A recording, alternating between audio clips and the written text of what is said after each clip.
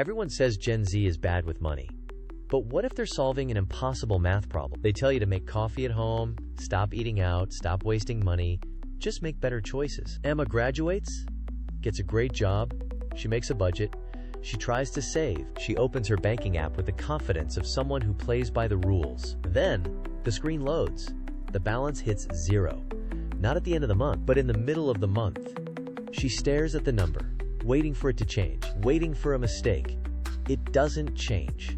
This is the moment when the script you were handed breaks. They tell you that effort equals security. You are told that if you just work hard enough, the numbers will work out. But the numbers do not care about your hard work. They are static and cold and don't care about your feelings. Emma gets a $100 raise.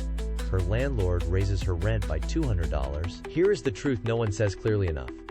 Gen Z is not bad with money.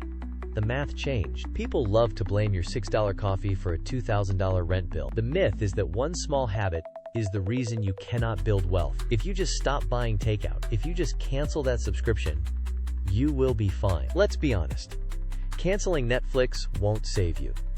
Using DoorDash is not the reason houses feel impossible to buy. You cannot skip lattes your way into a house when the down payment target keeps moving further away every single month. If groceries cost more every month, you are not the problem. Healthcare, food, transportation, and debt are eating your income. Utilities, credit card payments, and student loans follow. The truth is this: small choices matter, but small choices cannot fix a broken budget by themselves. The $27 left over after simply existing doesn't mean that you are bad with money. The basic cost of being alive has outpaced your current salary.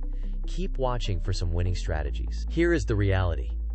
A lot of old money advice was built for a different economy. The math is rigged against the old rules. Quote, get a steady job, work hard, save money, buy a home. Imagine a treadmill. You are running at full speed. Your lungs are burning. Your legs are moving rhythmically, covering distance in your mind.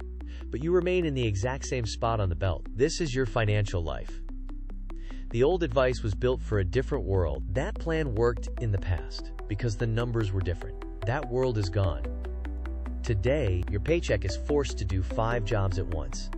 It's trying to cover rising rent, mounting debt, investing, skyrocketing healthcare, and emergency savings you were told to keep. It is nearly impossible for one income to stretch across all those demands without snapping. So you pick up extra shifts, and yet the math stays the same. You are running on a belt that moves backward at the same speed you move forward. The harder you work, the more the cost of living accelerates to keep pace with you. But here is the part that matters. If the math changed, it means the strategy has to change too. Stop blaming your stamina. The machine is the problem, not the runner. Stop the panic. Every time your phone buzzes with a new bill, you feel the familiar tightening in your chest. Let it go. Panic is a luxury you cannot afford. What you need is a plan. First, track the real numbers. Not the numbers you wish were true, the real ones. How much comes in? How much goes out? It's time to treat your finances like a math problem. Open the spreadsheet, list every fixed cost, isolate every flexible expense, and expose the numbers. You cannot win a game if you refuse to look at the scoreboard. Stop focusing only on where you can cut. If your fixed costs are too high, your budget is broken no matter how disciplined you are. There is no ceiling on how much you can earn. Prioritize income growth. Improve your skills.